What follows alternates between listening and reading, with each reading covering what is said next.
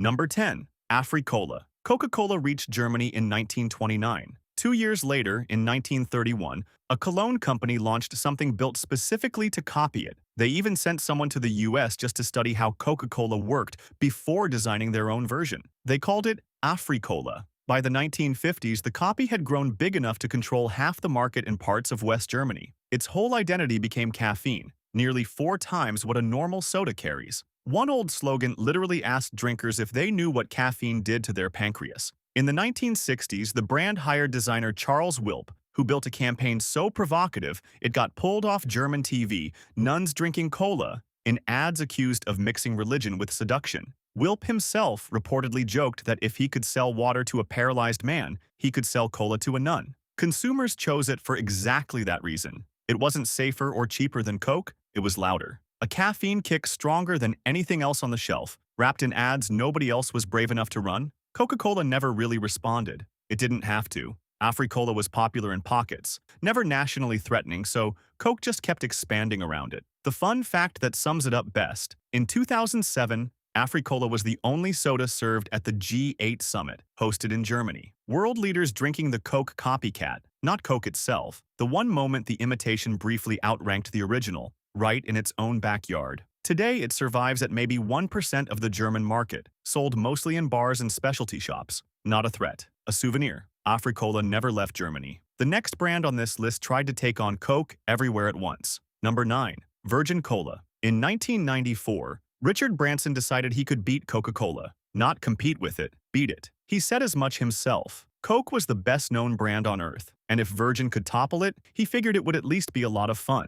Virgin Cola launched with the full Branson playbook, a bottle shaped like Pamela Anderson's silhouette, a Soviet tank crashing through a wall of Coke cans in Times Square, global headlines. For a moment, it worked. It briefly outsold Pepsi in some UK stores, and shoppers picked it up simply because it was Virgin, a brand people already trusted from the airline and the record stores, showing up somewhere new. Then it hit American shelves, and Coca-Cola showed what real market power looks like. Branson later claimed Coke leaned on retailers, threatening to pull their fridges and distribution deals if they kept stocking Virgin. One former Coke executive put it more bluntly years later: they killed Virgin Cola, and they weren't shy about saying so. By 2001, Virgin's US operation had folded with under 1% market share. The last bottle anywhere on Earth was capped in 2014 in Bangladesh. Branson later admitted the drink itself was, in his own words, neither here nor there compared to Coke. He had the marketing, he never had the distribution, and in soda, distribution wins. Branson tried to outmarket Coke everywhere at once and lost. Halfway across the world,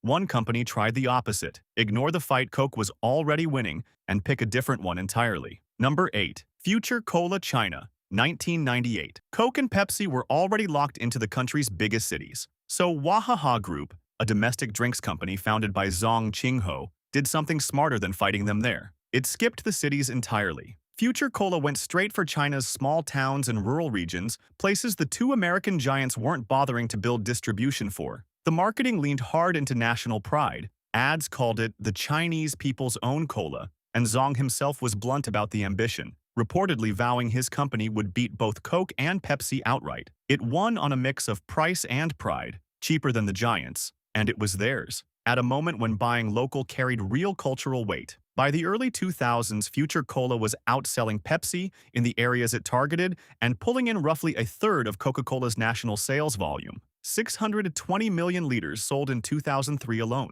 It briefly became the third largest cola in the entire country, bigger than any domestic rival before or since. Coca-Cola's response was to not really respond at all, at least not directly. Coke doubled down on the cities, gave away free product to rural stores here and there, and experimented with local flavors like green tea Coke to hold on to younger urban drinkers. It effectively let Future Cola have the countryside, betting correctly that China's cities were worth more. It never left China in any real way. But inside it, for over a decade, Future Cola proved something Coke hadn't planned for. You don't have to beat a giant everywhere. You just have to beat it somewhere it isn't looking. Future Cola won by going where Coke wasn't. The next company took that idea and built an entire empire out of it, twice. Number 7. Cola Real. In 1988, during a civil conflict in Peru that had foreign companies pulling out of rural areas, a family called the Añaños started making soda in their backyard. literally bottling it in recycled beer bottles. Their idea was simple: sell it 25% cheaper than Coke or Pepsi,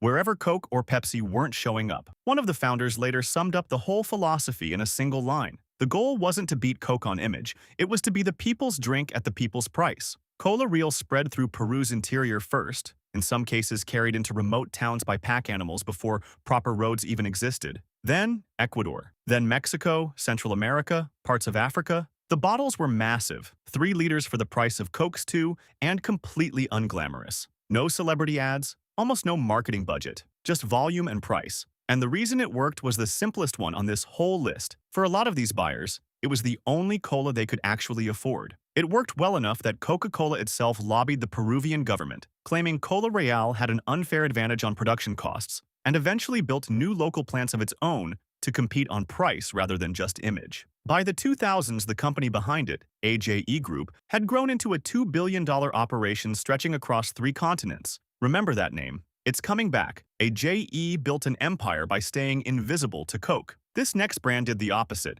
It beat Coca-Cola so completely, in the open, that Coke had no choice but to notice. Number 6. Thumbs Up. In 1977, Coca-Cola got kicked out of India. New government rules demanded foreign companies hand over their formulas. Coke refused and left the country entirely. Into that vacuum stepped Ramesh Chauhan, who built a cola specifically engineered for Indian heat and Indian taste, heavier on spice, stronger on fizz, so it wouldn't go flat as fast in the summer. He called it Thumbs Up, and he wasn't shy about the mission. In his own words, he wasn't going to let a foreign cola rule India's market again. Consumers didn't just accept it, they adopted it completely. It wasn't only about taste. It was the only cola in the country, and it tasted like it was actually made for the climate they lived in. The marketing doubled down on that with a campaign built around thunder and lightning, Taste the Thunder, later fronted by cricket and Bollywood stars. It didn't just do well, it obliterated the competition. By 1993, Thumbs Up controlled 85% of India's entire cola market. No American brand came close. For 16 years,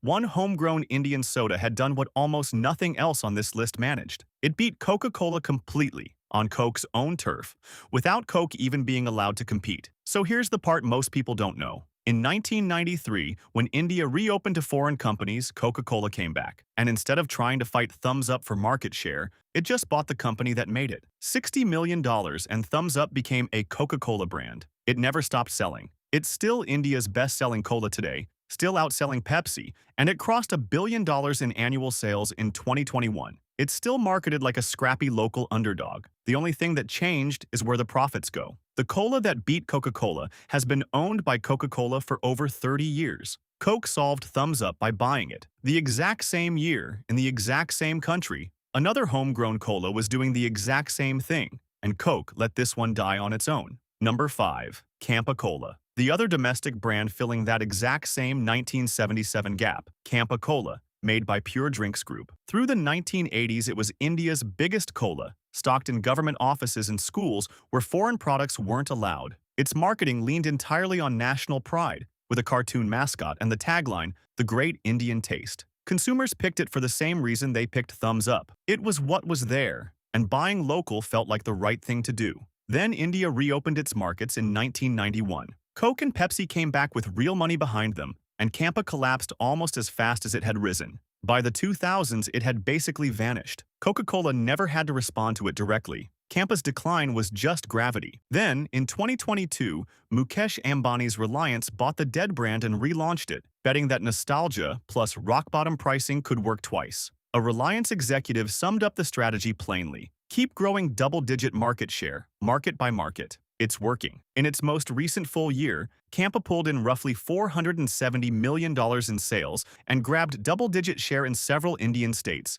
making it India's 4th biggest soft drink brand from a standing start. The fun fact behind the name, Campa was almost called Campbell's Cola until a trademark issue forced a last-minute change. 2 Indian colas, born the same year for the same reason. One got bought, one got buried, then dug back up 40 years later. Halfway across the world, a company from Peru was about to run the exact same low-price playbook Cola Real used, but this time on purpose, everywhere at once. Number 4. Big Cola. Remember Cola Real, back at number 7? Same company, same founders, same formula, mostly. In 2010, Peru's AJE Group took its low-price playbook and repackaged it for Asia and Africa under a new name, Big Cola, because outside Latin America nobody knew what Cola Real was. It launched in India with Spider-Man branded bottles instead of celebrity endorsements because that was cheaper than hiring a Bollywood star. An AJE marketing executive later explained the philosophy bluntly. They weren't trying to compete with Coke and Pepsi head-on, just quietly following wherever those two had already proven a market existed. It undercut Coke and Pepsi by roughly a quarter on price everywhere it went,